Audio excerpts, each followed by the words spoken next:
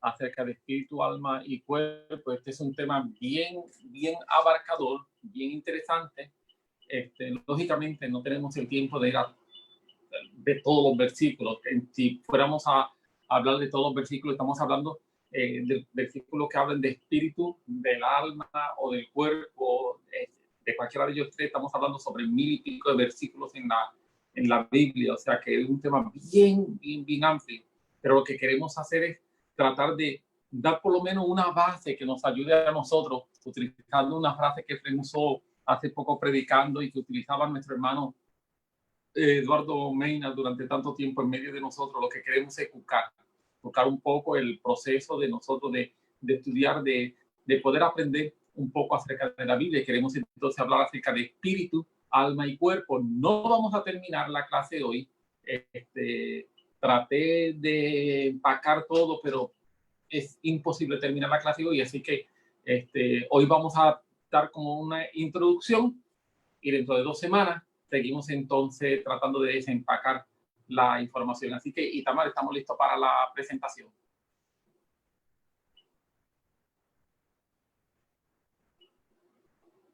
Ok, como mencionamos, vamos a hablar acerca de espíritu, alma y cuerpo, y como pueden ver, le hemos puesto como un subtítulo todo nuestro ser, y ya mismo voy a explicar por qué ese subtítulo de todo nuestro ser, porque está basado en un principio de la Biblia.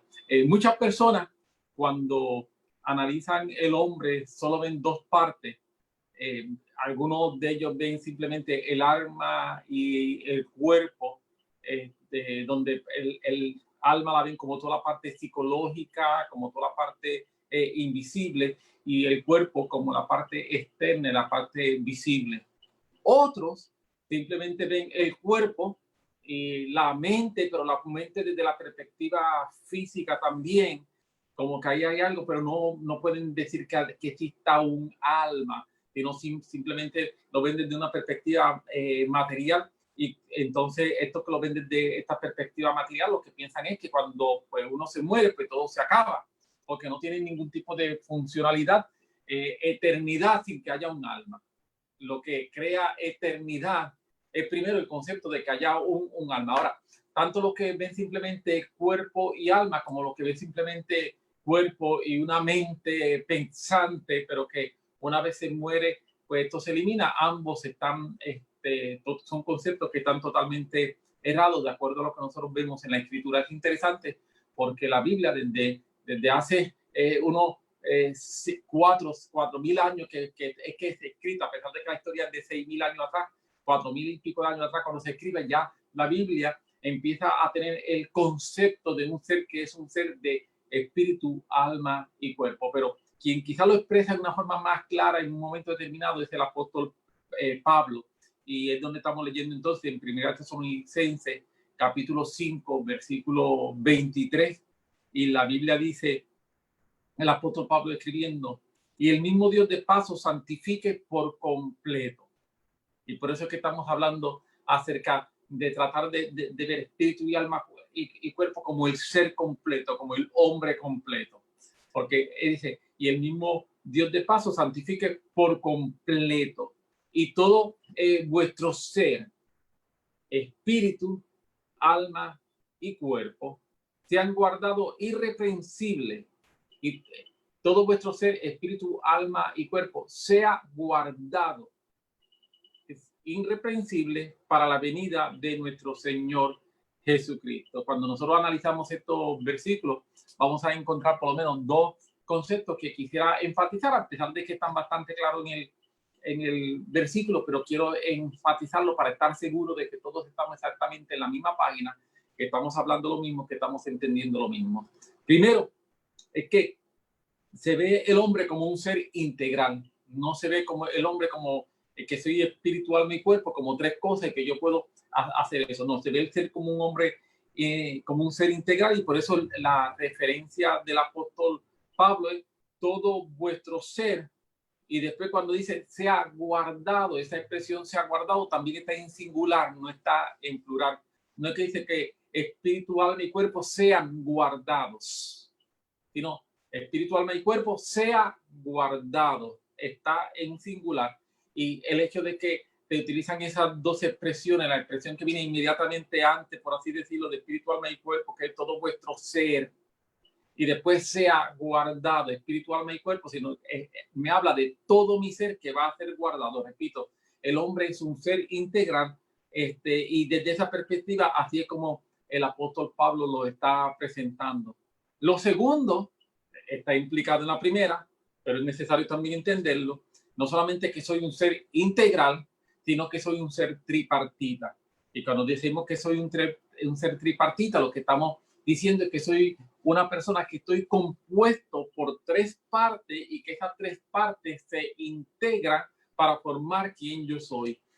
Cualquiera de los primeros enfoques, el enfoque donde simple y sencillamente, digamos, soy un ser cuerpo con una mente también fisiológica, simple y sencillamente el cerebro, que hay unas corrientes eléctricas que están funcionando y que esas corrientes eléctricas, según van están funcionando, crean pensamientos, ideas y conceptos, pero que después que me muero no hay nada porque no existe un alma. Esa concepción no logra explicar la complejidad del hombre, no la logra explicar, se queda muy, muy, muy corta. La que también puede quedarse en la anterior aún, la que es entonces en que nosotros somos un ser que es un ser en dos almas y cuerpo, tampoco logra explicar toda la complejidad del ser humano. La única que logra explicar toda la complejidad del ser humano es la de la Biblia, que me habla de que yo soy cuerpo, alma y espíritu. Son tres áreas distintas y son tres áreas distintas que están trabajando. Y cuando eso se logra entender, es por eso que el enfoque bíblico es el único enfoque que tiene una solución y una verdad para los problemas que tiene el hombre. Nosotros somos un ser que, por un lado, somos un ser integral, pero por otro lado, somos un ser tripartita. Y las dos son dos verdades que no pelean entre sí, sino que se complementan, y en la medida en que entran en armonía es que nosotros podemos explicar toda la diversidad, todas las situaciones, toda la problemática y la solución para la problemática que el hombre tiene y que está en la Biblia. Así que ahora sí podemos seguir. Una de las mayores dificultades que nosotros tenemos en poder distinguir entre el alma y el espíritu, porque cuando hablamos de distinguir entre el cuerpo y el alma, ahí no hay grandes diferencias, porque por el cuerpo decimos, el cuerpo es lo físico y el alma es lo que no sea física, y eso pues tiende a ser relativamente sencillo ese tipo de explicación, pero se nos complica un poco cuando digo, espérate, que tengo un área que es un área física, pero en el área no física no es una, sino que son dos. Tengo por un lado el alma, pero por otro lado tengo el espíritu. Y entonces ahí, repito, cuando se complica un poco todo el tipo de explicación que tratamos de dar, pero si bien es cierto que es una de las áreas un poco más complicadas, también es de una gran importancia, porque aquí en esa separación, en ese entendimiento, y en esa dinámica y en esa lucha, porque hay una lucha, eso enseña el apóstol Pablo en Gálatas. Hoy no vamos a tener tiempo de ir a verlo, será para una de las próximas clases, hoy no tenemos tiempo para ir a verlo, pero Gálatas enseña acerca de la lucha que hay en esa área, y ahí es donde se va a determinar la vida espiritual de nosotros como creyentes. Y por eso es que es importante poder entender que yo soy cuerpo, soy alma y soy espíritu. Así que, siguiendo, entonces, eso lo dejo a manera de introducción y vamos a entrar a el origen de todo. El origen de todo es la creación. Desde el momento de la creación vemos que Dios crea al hombre como ese ser tripartito. Y Génesis capítulo 2, versículo 7, Génesis 1, nosotros estamos en la creación, pero en Génesis 2 se refrasea y se vuelve a hacer la historia de la creación. Y cuando se refrasea y se vuelve a hacer la historia de la creación, en Génesis 2:7 dice, entonces Dios formó al hombre del polvo de la tierra y sopló en su nariz aliento de vida y fue un ser viviente. Aquí nosotros vamos a ver el cuerpo, el espíritu y finalmente el alma. Nos dice que lo primero que se hace es que Dios sopla, que Dios, perdón, que Dios crea una figura del hombre y dice que lo crea del polvo de la tierra. Ese es el cuerpo. Después nos puede pasar la presentación, Itaban. Después nos dice que él sopló aliento en su nariz y ese soplo en su nariz literalmente dice que es aliento de vida, es como lo dice literalmente. Y entonces aquí es lo importante que quiero tomarme un minutito para dejarlo meridianamente claro, y es que cuando el aliento de vida de Dios viene y entra en contacto con el cuerpo que se había formado físicamente, se produce entonces alma. Mientras tanto, el alma no estaba. Teníamos un cuerpo, el aliento que viene de Dios, por lo cual ese existe, preexistente, el aliento que viene de parte de Dios, y cuando ese aliento que viene de parte de Dios es soplado en el hombre, crea, dice la Biblia, y literalmente lo que dice, cuando dice que fue el hombre un ser viviente, fue el hombre, la palabra que se utiliza implica que fue el hombre esa alma viviente, y se produce el alma. A base de esto podemos concluir que el alma es el resultado de la unión del cuerpo del hombre y su espíritu. Por eso la Biblia llama al hombre en otros versículos. Vamos a ver que la Biblia llama al hombre en distintos momentos un alma viviente. Y también el aliento de vida es el aliento en el espíritu del hombre y que sustenta la vida. Déjame aquí hacer una aclaración, y es que la Biblia dice que cuando Dios sopló, puede pasar que cuando Dios sopló el aliento de vida en el hombre, no es que puso el Espíritu Santo dentro del hombre. Esto voy ya mismo a decir porque es importantísimo entenderlo. Una cosa es el aliento de vida que viene de Dios y otra cosa es el Espíritu Santo que es Dios mismo. Son dos conceptos distintos. La Biblia nos dice en Juan capítulo 6, versículo 63, y aquí estoy leyendo la Biblia de las Américas, el Espíritu es el que da vida. El Espíritu es el que da vida. La carne para nada aprovecha. Las palabras que yo he hablado son espíritu y son vida. O sea, el Espíritu da vida. Alguien puede decir, pero el Espíritu no es vida. Podemos jugar con las palabras, pero la realidad es que toda la evidencia bíblica es que cuando Dios sopla aliento de vida, ese aliento de vida que Dios nos da es vida, pero es distinto al Espíritu Santo. Tanto así que en el Nuevo Testamento, en el libro de Juan, nosotros vemos entonces que en un momento determinado Jesús sopla sobre los discípulos que ya están vivos, que ya tienen aliento de vida, y Jesús sopla sobre ellos para que entonces ellos reciban el Espíritu Santo. Y luego entonces tenemos la manifestación en Hechos capítulo 2 de recibir el bautismo del Espíritu Santo.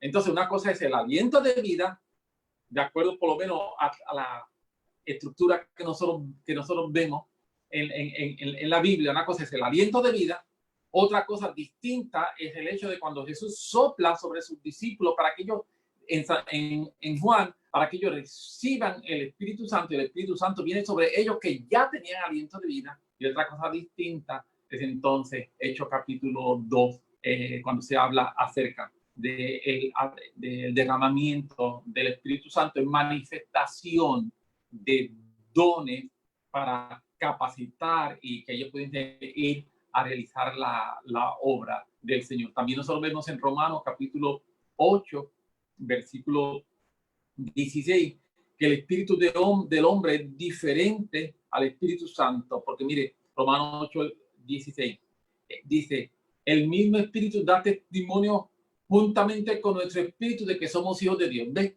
Está hablando del Espíritu Santo y el espíritu nuestro como dos cosas distintas, no como lo mismo. Nuestro espíritu viene de una naturaleza divina, pero el que venga de una naturaleza divina no significa que es el Espíritu Santo. Y usted dice, Edwin, ¿por qué te ha quedado este ratito en tratar de explicar esto de la forma en que lo estás haciendo? Por lo siguiente, hay una falsa enseñanza que habla de que nosotros somos divinos porque tenemos desde el principio el Espíritu Santo como parte integral de quienes somos. Y se habla entonces de que nosotros somos dioses, por así decirlo. Eso no está fundamentado en la Biblia. La Biblia no enseña eso. Nosotros tenemos una naturaleza divina, sí, nosotros tenemos una naturaleza divina.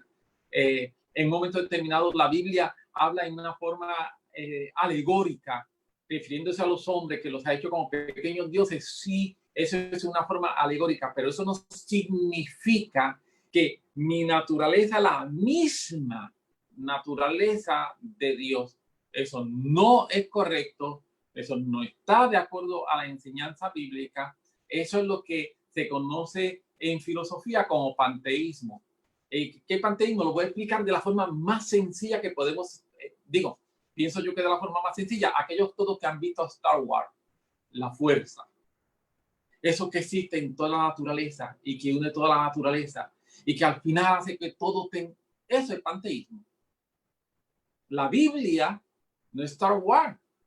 Eso es panteísmo, es que existe una energía y que todos compartimos la energía y que todo, y eso en Nueva Era, eso son religiones orientales y religiones ocultas, eso no es Biblia. La Biblia enseña que Dios es Dios y yo soy creación. Y a pesar de que Dios sopló aliento de vida dentro de mí, yo sigo siendo creación, yo no soy Dios. Así que, habiendo mencionado eso, antes de continuar, yo quisiera aclarar algunos conceptos que pienso que es importante que lo podamos aclarar para entender todas las cosas que vamos a estar hablando, tanto hoy como en las clases futuras que tengamos que seguir este mismo tema. Quiero mencionar que yo no pretendo contestar todas las interrogantes. Sería muy presuntuoso tras decir que voy a contestar todas las preguntas que tú tengas, ¿no? Quizás te dejo con más preguntas. Pero quiero sí tratar de establecer un fundamento que sea un fundamento básico con el propósito del alcance de esta enseñanza. Repito, lo que quiero decir tiene que ver con el alcance de esta enseñanza. Podríamos decir muchas otras cosas, pero que como no van a ser parte del alcance de esta enseñanza, no vamos a entrar en ella porque nos estaríamos complicando demasiado la existencia. Y una de las cosas que yo estoy tratando es de que las clases que vayamos a dar sean clases donde puedan ser bien prácticas y nosotros podamos sacar una enseñanza de cómo esto me va a ayudar a mí en mi vida cristiana. Hoy, ahora, en mis decisiones que tengo que tomar. Así que vamos a hablar primero acerca del espíritu del hombre. Primero, el espíritu del hombre es la manera en que nosotros nos comunicamos con Dios. Y cuando hablamos del espíritu del hombre nos referimos a ese aliento de vida que proviene de Dios y que él mismo está continuamente, y eso es importante, él mismo está continuamente dando testimonio de la vida de Dios en nosotros. Y ese espíritu es eterno. El escritor de Eclesiastés dice que Dios ha puesto eternidad en nosotros. ¿Cómo Dios puso eternidad en nosotros? Mediante su espíritu. Mediante su espíritu que cuando Él sopla, mediante ese soplo del espíritu. Cuando Él pone el soplo del espíritu en nosotros, eso que Él sopla dentro de nosotros es eterno. Y eso es lo que enseña la Biblia. Así que también menciono que tanto en el griego como en el hebreo, en ambos idiomas, la palabra que se traduce por espíritu del hombre es la misma palabra que se traduce por Espíritu Santo y es la misma palabra que se traduce por espíritu inmundo o por espíritu maligno. Es la misma palabra. No se utiliza una palabra distinta para hablar del Espíritu de Dios y otra palabra para hablar de espíritus inmundos o espíritus malignos, otra palabra para hablar del espíritu del hombre, no es la misma. Y entonces siempre las cosas se van a entender de acuerdo a su contexto. La mayor parte de las veces es relativamente sencillo entenderlo de acuerdo a su contexto. Hay algunas veces que hay que estudiar un poquito más a fondo para saber exactamente de qué se está hablando, pero esa es la mínima de las ocasiones. La mayor parte de las veces es relativamente sencillo saber si se está hablando acerca del espíritu del hombre, si se está hablando de un espíritu maligno o si se está hablando del espíritu de Dios, porque muchas veces está acompañado de alguna palabra que sirve como adjetivo y lo cualifica. Y por eso es relativamente sencillo poderlo entender. Así que eso es el espíritu del hombre. Cuando estamos hablando del espíritu del hombre, cuando hablamos de espíritu, yo estoy hablando del espíritu del hombre, no estoy hablando del Espíritu Santo, no estoy hablando de los espíritus malignos, no estoy hablando de los espíritus inmundos. Me estoy concentrando para efectos de esta enseñanza del espíritu del hombre. Amén. Segundo, el alma. Según mencionamos que el espíritu del hombre es la manera en que nosotros nos comunicamos con Dios. El alma es la manera en que nosotros estamos conscientes de nosotros mismos. Eso es importante. El espíritu de Dios me hace estar consciente de Dios, me comunica con Dios. El alma me hace estar consciente de mí mismo como un ser independiente, como un ser individual. Muchas veces el alma se ha definido como el asiento de las emociones, pero la realidad es que el alma es mucho más que el asiento de las emociones. Definir el alma como el asiento de las emociones es una definición bastante limitada de lo que nosotros encontramos en la Biblia. Así que en el alma está en nuestra conciencia, está nuestra inteligencia y muy importante, en el alma también se encuentra nuestra voluntad. ¿Y por qué es importante que en el alma se encuentra nuestra voluntad? O sea, saber eso, porque en el alma es donde se toma la decisión de salvación. El alma es donde se toma la decisión de si voy a vivir una vida santa. En el alma es donde se toma la decisión de si voy a estar buscando del Señor. Si fuese por el Espíritu que tiene que tomar la decisión, todos nosotros seríamos santos, ninguno de nosotros pecaría, todos nosotros estaríamos camino al cielo, todos nosotros viviríamos en perfección, porque acuérdate, el Espíritu siempre está alando hacia donde Dios. O sea que si el Espíritu fuese quien toma la decisión, no tendríamos problema. Nuestro problema es que las decisiones no se toman a nivel del Espíritu, sino las decisiones, esa voluntad reside en el alma. Es la que nos da a nosotros esa personalidad y que nos hace totalmente individuales unos del otro. Y eso cobra importancia en la medida en que vemos el pecado y la problemática y lo que es el plan de salvación. Repito, el alma es así de importante, es donde se están tomando decisiones, donde reside la voluntad y donde se crea la personalidad. El cuerpo es la manera en que nos comunicamos con el mundo que nos rodea. Volvemos nuevamente con el espíritu que está dentro de nosotros, el espíritu del hombre, se comunica con Dios. El alma me hace consciente de quién yo soy. Me da ese yo saberme. Yo saber que yo soy un ser individual.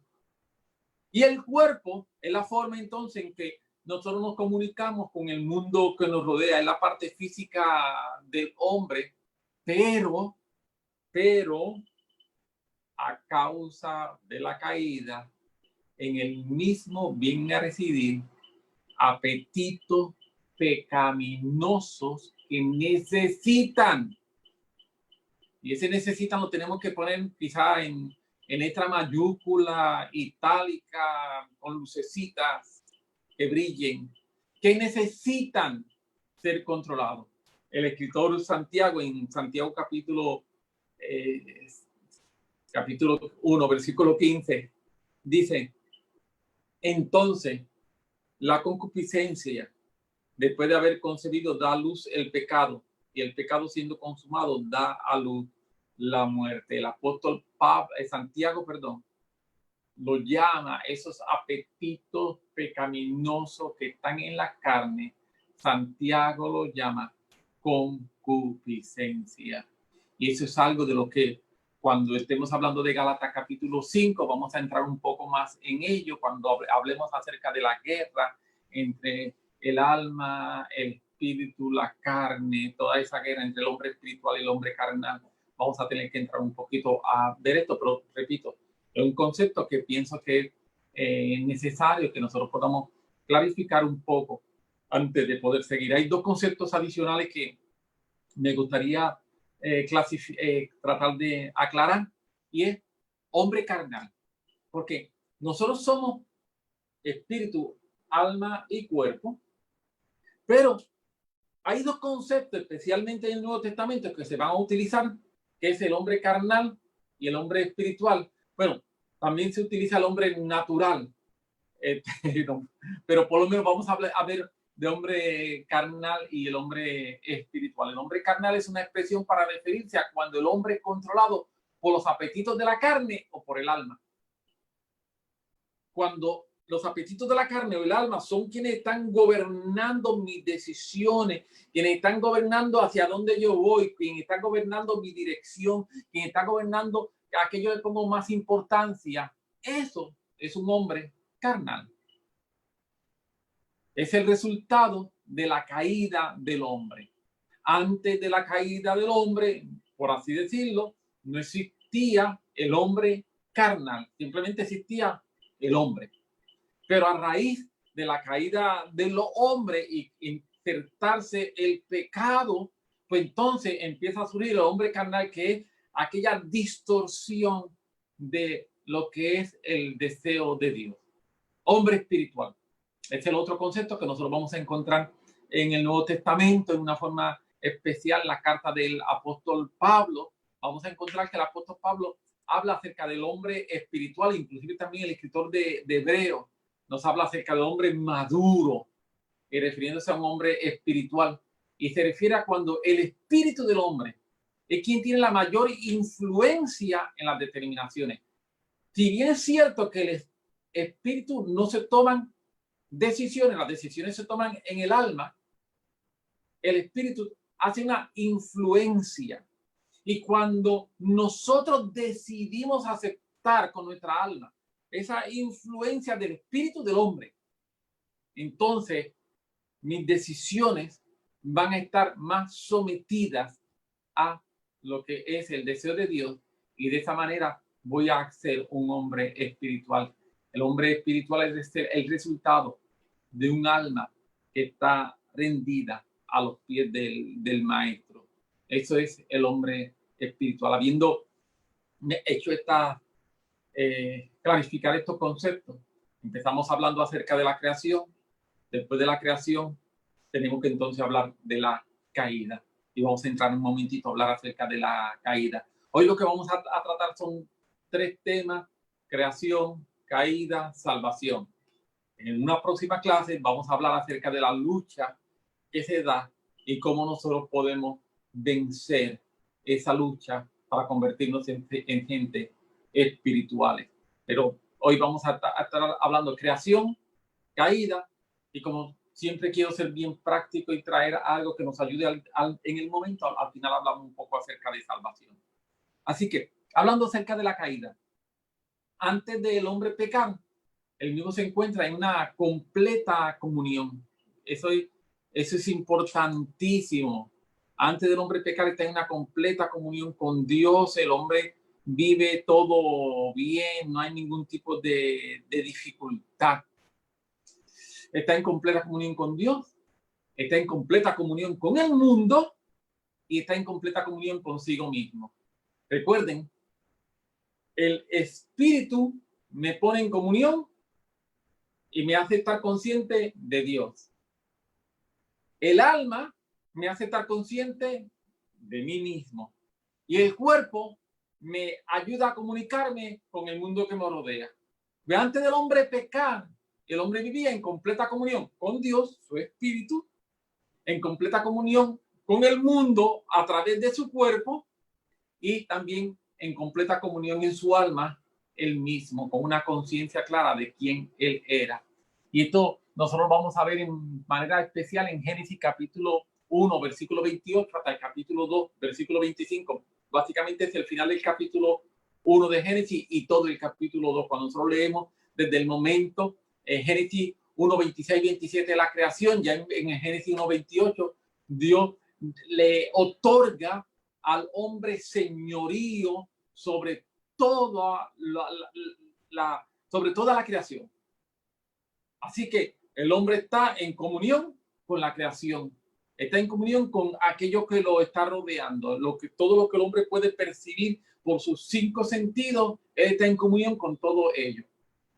Tanto es así que la Biblia nos dice que el hombre puso nombre a todos los animales que había en el huerto. Dice que a los animales, al ganado, a las aves del cielo, el hombre puso nombre sobre cada uno de ellos. Está en Génesis capítulo 2, versículo 20. Y en su comunión con Dios, con él mismo, su conciencia de sí mismo, también la Biblia nos dice que el hombre vivía sin vergüenza. O sea, el hombre, por así decirlo, si se hacía una introspección, no tenía nada de qué avergonzarse. O sea, el hombre vivía en una perfecta comunión también con él mismo. Y el hombre vivía en comunión con Dios, porque Génesis capítulo 2, versículo 16 también nos habla acerca de cómo Dios hablaba con el hombre.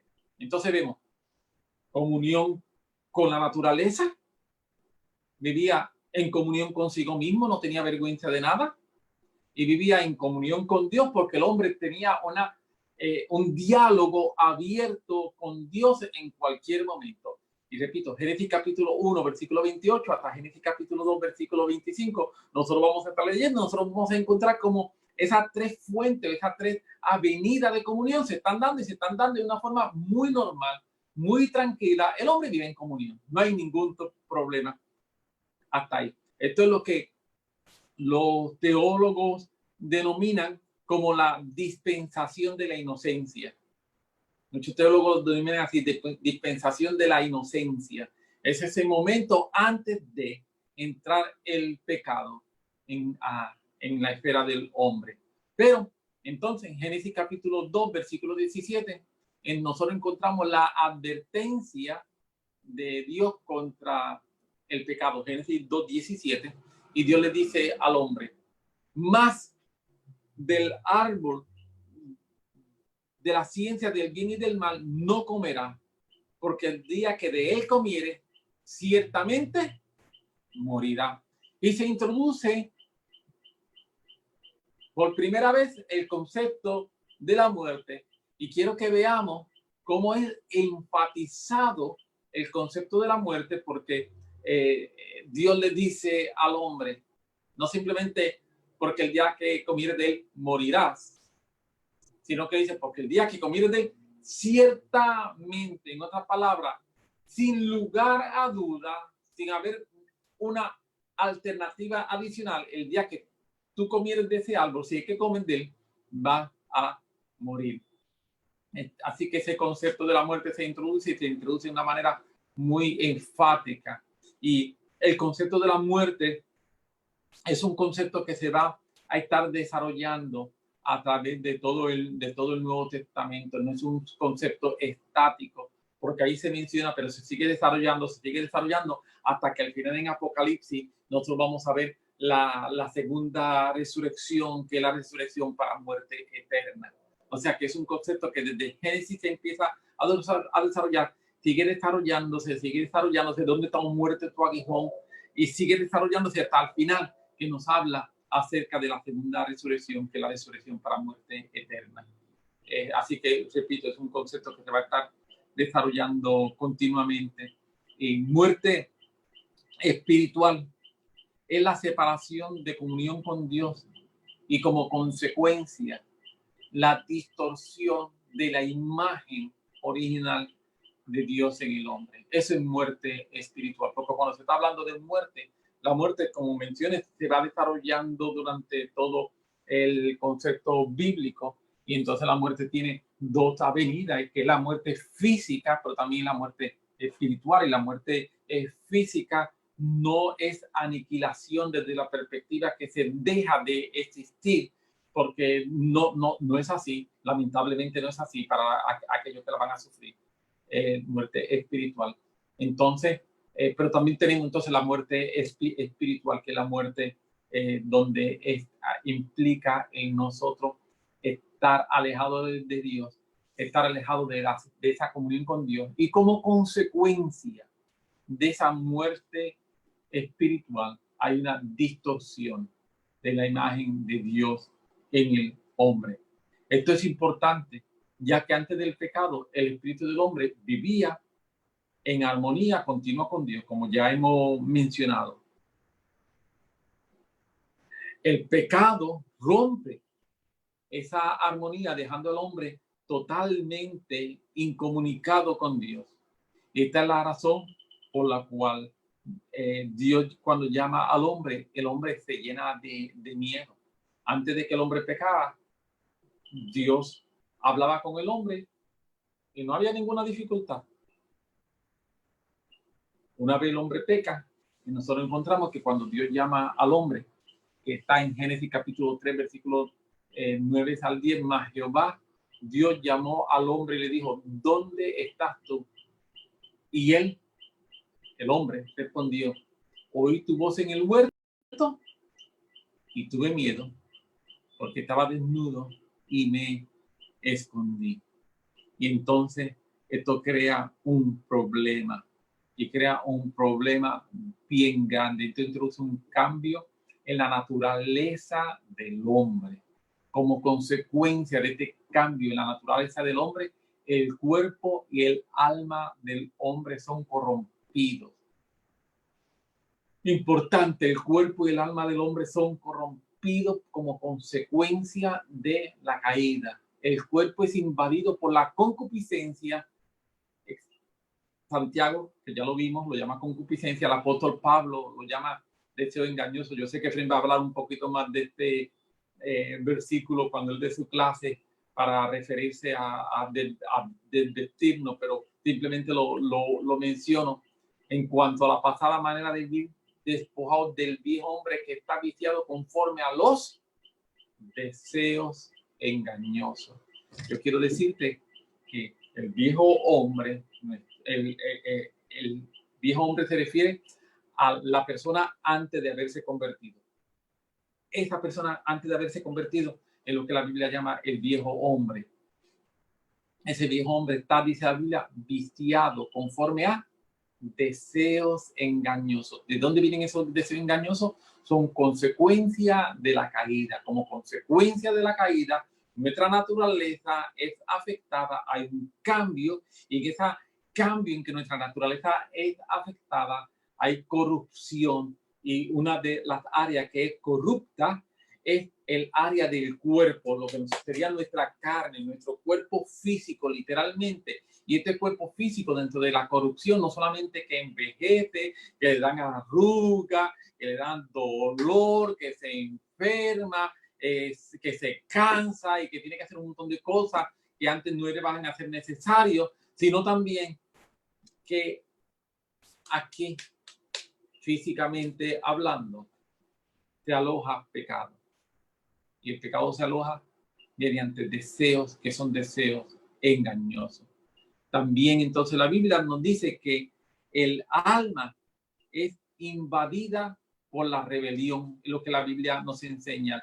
El pecado, una de las lo que hace es que el alma se llena de rebelión, se llena en una subversión contra la autoridad por Dios. Y de ahí nosotros vamos a ver toda la historia y cómo la historia del hombre es una historia de rebelión. Y cuando nosotros vemos también entonces, cuando la Biblia nos está hablando acerca de la historia de Lucifer y cómo Lucifer se revela contra Dios. Y es porque la naturaleza del pecado es una naturaleza de rebelión. Es una naturaleza de estar contra la autoridad. Si no hubiese una naturaleza de rebelión, una naturaleza de estar contra la autoridad, no existiría el pecado. Pero esa naturaleza de rebelión es la que viene e incita el pecado. Y esta naturaleza se crea en cada uno de nosotros. Y por eso entonces cuando venimos a Cristo, una de las áreas a tratar es el área de la rebelión. Muchas veces no queremos tratarla, muchas veces queremos seguir siendo rebeldes sin causa, pero yo quiero decirte que el rebelde sin causa es un rebelde que no va para el cielo. Y nosotros tenemos que ser gente que somos gente sometidas al Señor y sometidas a la autoridad que el Señor ha puesto sobre la tierra. Nosotros no somos rebeldes sin causa. Déjame ir avanzando porque no me puedo seguir, el tiempo me está traicionando. Cuando Dios crea al hombre, el espíritu del hombre tenía influencia sobre el alma y el cuerpo. Esta es la creación original. La creación original, Dios crea al hombre y Dios crea al hombre espíritu, alma y cuerpo, y el espíritu que está en comunión con Dios. En esa comunión con Dios, el espíritu está transmitiendo al alma y hacia el cuerpo lo que es la voluntad de Dios, lo que son los deseos de Dios, lo que es lo que agrada a Dios. El espíritu es, por así decirlo, esa conexión que le está diciendo al alma, mira, a Dios le gusta esto, lo que... Y así como funciona. Pero cuando el hombre peca, esto cambia. Y entonces, en vez de que el espíritu sea quien esté dando al alma instrucciones y diciéndole al alma, mira, estas son las decisiones que tiene que tomar, se tergiversa y el alma comienza a mandar, y algunas veces, inclusive el cuerpo es quien empieza a mandar. En caso, el apóstol Pablo habla acerca de gente que ha sido entregada a sus pasiones. El momento en que ya no solamente es el alma, sino el cuerpo está aún en esas pasiones pecaminosas y aún el cuerpo empieza a dominar. Hay gente que ha sido entregada a sus pasiones, nos dice el apóstol Pablo. Y miramos Romanos capítulo 7, versículo 5. Romanos 7 es un capítulo extraordinario de la Biblia. Dice, porque mientras estábamos en la carne, o sea, antes de convertirnos, estábamos en la carne, en los deseos engañosos, como dice también en Efesios capítulo 4 que leímos hace unos minutos. Las pasiones pecaminosas que eran por la ley, porque mientras estábamos en la carne, las pasiones pecaminosas que eran por la ley obraban en nuestros miembros, ¿ves? Llevando frutos para muerte. Mientras yo estaba en la carne,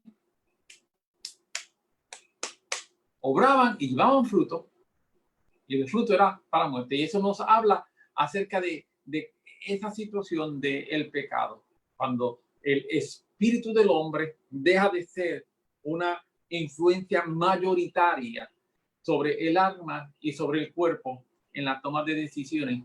Y entonces nos dejamos llevar para la toma de decisiones tanto por lo que existe en el alma o por las pasiones del cuerpo, y esas son las que están mandando. Y entonces nos convertimos en ese ser carnal del que la Biblia habla. Y por eso es importantísimo. El problema que nosotros tenemos es que ahora tenemos un alma caída, y esa alma caída tiene dos características y las dos son malísimas. Es un alma que vive con vergüenza de sí mismo. Por eso el hombre siempre anda buscando cómo resolver, cómo buscar, cómo ser mejor, porque nunca nos sentimos satisfechos con nosotros mismos, nunca nos sentimos suficientemente satisfechos con lo que hemos logrado.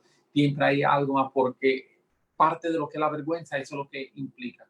Pero también es un alma que tiene temor hacia afuera. Por un lado, esa insatisfacción interna, pero por otro lado, ese temor hacia afuera.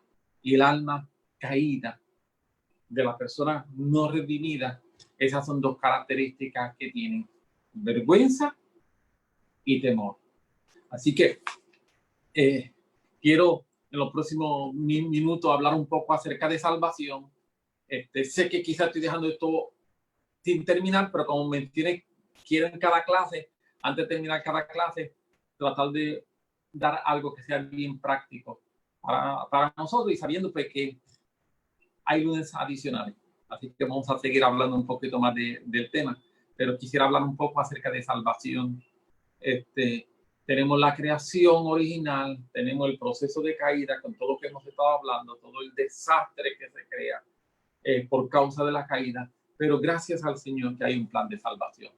El plan de salvación busca restaurar la imagen de Jesús en el hombre. Eso es lo que es el plan de salvación.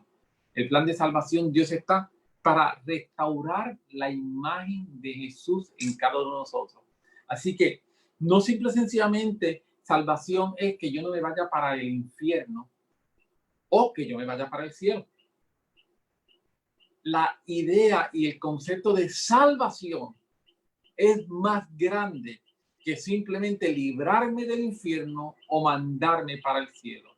El concepto salvación es la restauración de la imagen de Jesús en ti y en mí.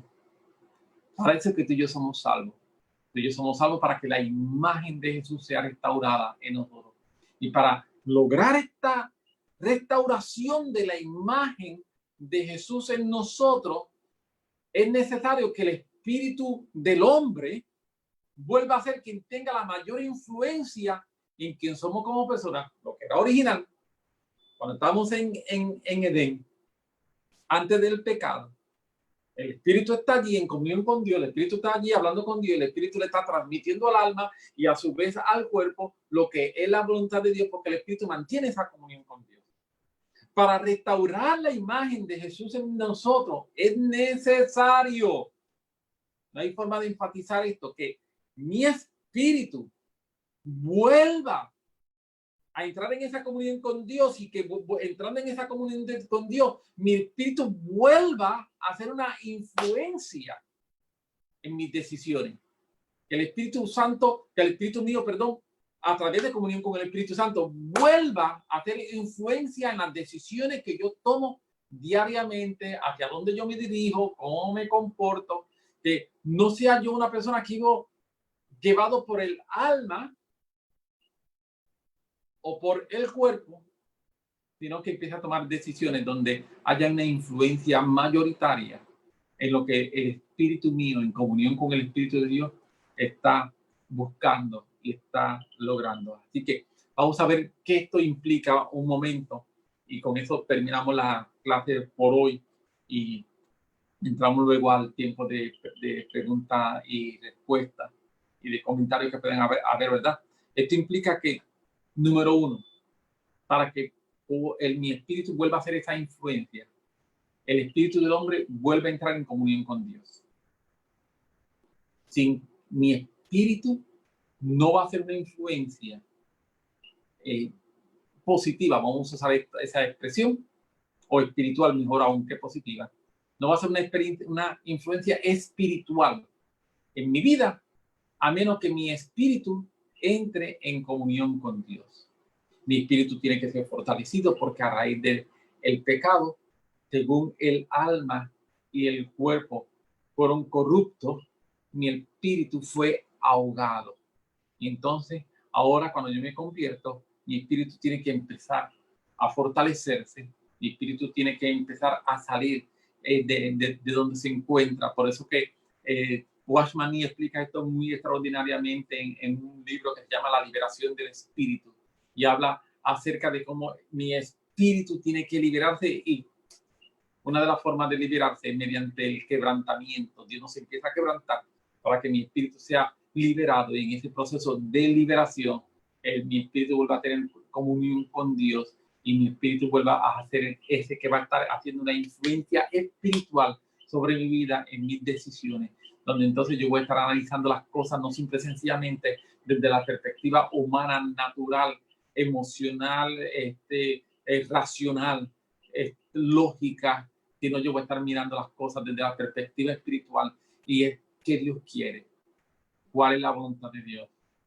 qué es lo que agrada a Dios, hacia dónde Dios me está hablando, qué es lo que Dios me está diciendo, qué Dios quiere con mi vida, cuál es mi llamado. Y cuando esas son las preguntas que nos estamos haciendo de una forma honesta, no como una presión, sino de una forma de alguien que tiene un deseo de agradar al Señor y se hace esa pregunta como, Señor, yo quiero agradarte, dime cuál es tu voluntad. Entonces mi espíritu empieza a revivir y empieza a influenciar mis decisiones. Así que lo primero es eso, el espíritu del hombre vuelve a entrar en comunión con Dios y eso es importante.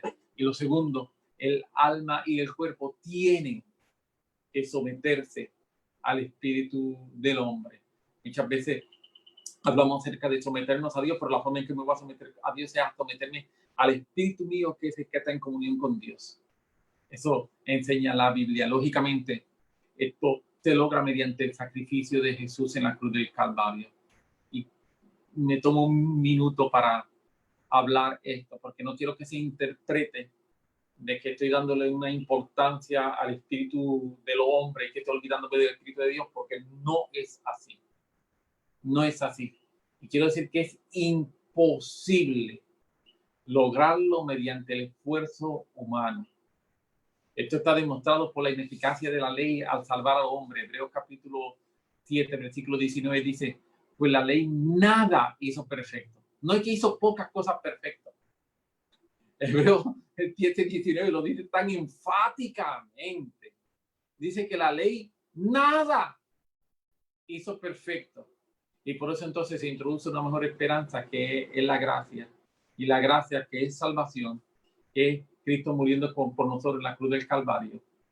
Y cuando yo abro mi corazón, cuando yo abro mi espíritu, cuando yo abro mi alma al Espíritu de Dios, a salvación, el Espíritu Santo que viene a morar se une, dice el escritor Pablo en Corintios, que el Espíritu mío y el Espíritu de Dios se unen y entonces empieza a fluir del Espíritu de Dios, empieza a fluir su vida.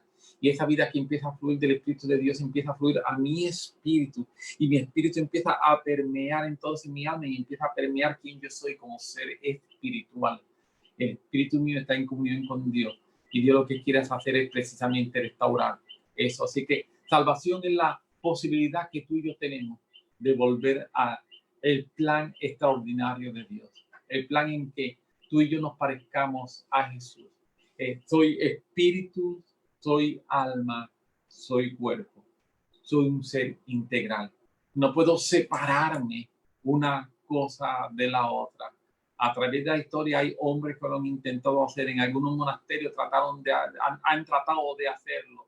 Se ha tratado de hacer mil cosas, pero no funciona.